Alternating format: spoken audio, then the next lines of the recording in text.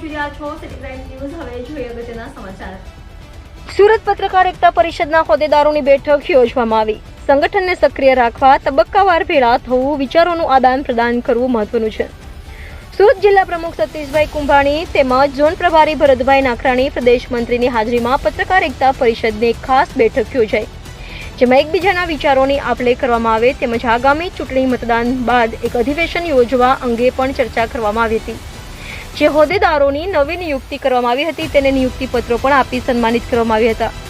જો માસિક કે દ્વિમાસિક બેઠકો યોજાતી રહે તો સંગઠન મજબૂત અને સક્રિય રહે એવા હેતુથી કરાયેલ આયોજનને પ્રદેશ અધ્યક્ષ શ્રી લાભુભાઈ કાતરોડિયાએ સુરત ટીમને ખૂબ ખૂબ અભિનંદન પાઠવ્યા હતા। City crime news Surat.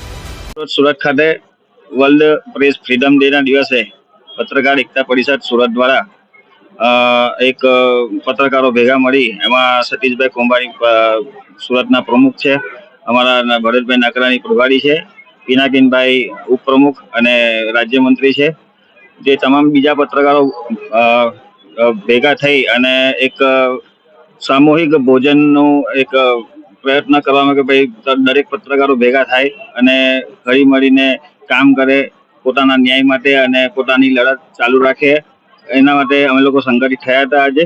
અને એક એવો પ્રયાસ કરીએ છીએ કે ભાઈ અમારા સંગઠનમાં તમામ સુરતનાથી નહીં આખા ગુજરાતના લોકો પત્રકારો ભેગા થાય ને અમારું જે પત્રકાર એકતા પરિષદ છે એને વધુ સંગઠિત અને મજબૂત બનાવીએ એ અભ્યાસના હાથે અમે લોકો આજરોજ ભેગા થયા હતા।